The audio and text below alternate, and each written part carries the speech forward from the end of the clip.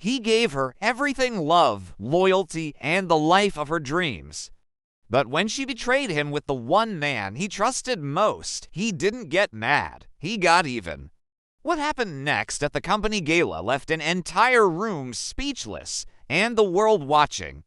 Stay tuned for the ultimate public revenge. The winter wind howled outside the gleaming glass towers of downtown Chicago, but inside the grand ballroom of the Marquette Hotel, warmth, elegance, and champagne flowed freely. It was the annual gala of Worthington and Chase, one of the city's most prestigious investment firms, a black-tie affair where power, ambition, and money mingled beneath golden chandeliers. The ballroom itself looked like something out of a dream. Crystal chandeliers sparkled overhead, velvet drapes framed towering windows that offered a breathtaking view of the icy skyline, and a string quartet played softly as waiters in white gloves glided through the crowd with silver trays. The city's elite had gathered: CEOs, politicians, socialites, all dressed in their finest, laughter and the clink of glasses filling the air. And at the center of it all stood Jonathan Worthington, the 45-year-old co-founder and CEO of Worthington and Chase. His salt and pepper hair was neatly combed, his steel blue eyes calm and distant.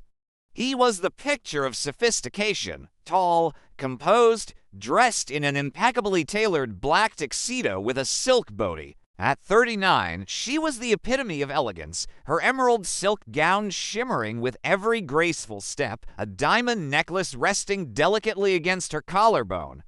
Together, they looked every bit the golden couple respected, envied, untouchable. He hadn't wanted to believe it at first. By his side, as always, was his wife, Victoria Worthington, a man Jonathan had mentored, promoted, trusted like a younger brother.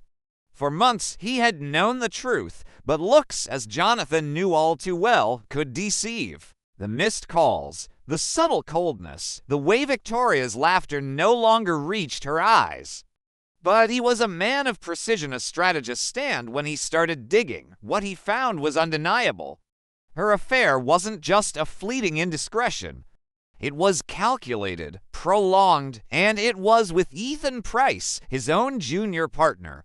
A hush fell over the ballroom as Jonathan gently tapped his champagne glass, the soft chime drawing every eye to the stage. The betrayal ran deep, not just in his marriage, but in the very foundations of his personal and professional life.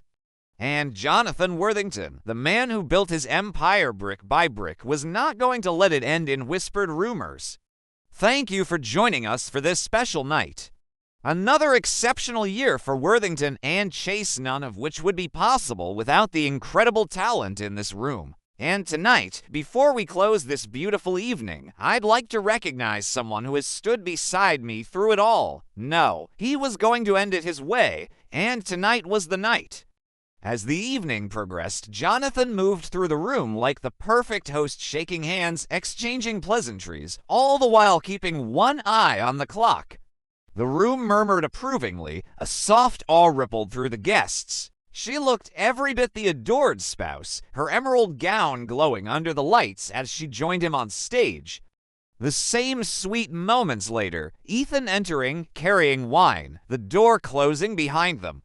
Victoria stayed close to him, radiant and poised, her laughter a little too bright, her smiles a little too rehearsed. A small trip down memory lane. Ethan was across the room, surrounded by junior executives, his smile wide, his confidence unshaken. He had no idea. The music softened. Dessert plates were cleared. Ladies and gentlemen, he began, his voice smooth, commanding, yet warm. In business, as in life, loyalty is everything, he said softly. And betrayal has consequences. Polite applause rippled through the crowd. As for my wife, our attorneys will be in touch. Her lips parted, desperate for words that wouldn't come. Jonathan, please. Jonathan's eyes scanned the audience, resting briefly on Victoria, who smiled softly, and then on Ethan, who raised his glass. Effective immediately, Mr. Price is no longer employed at Worthington and Chase. gasps. I've always believed that success is built on three things, Jonathan continued: trust, loyalty, and integrity. The room watched as he gestured toward Victoria. My wife, Victoria. Applause thundered. Victoria blushed modestly, rising from her chair. Jonathan smiled gently as the crowd settled. To show my appreciation, I prepared something special, he said. Past faces etched in shock, past Ethan's pale expression, past Victoria's tear-streaked face. The lights dimmed. The massive projector screen behind them flickered to life. At first, soft music played as photographs appeared, black and white snapshots of their wedding day, sunlit vacations, holiday dinners, family celebrations. He gave no interviews, no public statements. He simply returned to his penthouse overlooking Lake Michigan, returned to his work, his empire intact. Snow drifted against the glass. The world below moved on, unaware, uncaring. But something inside him had shifted. Victoria's smile widened, her hand resting lightly on Jonathan's arm. And then the images changed, a still frame of a hotel corridor. Victoria entering a suite, a time stamp in the corner. The prenuptial agreement, meticulously drafted years earlier, left her with little more than the jewelry she wore that night. Ethan, blacklisted and disgraced, moved out of state. The room shifted, confused murmurs. A woman in the front row gasped. And then a clip of the two on a balcony, embracing.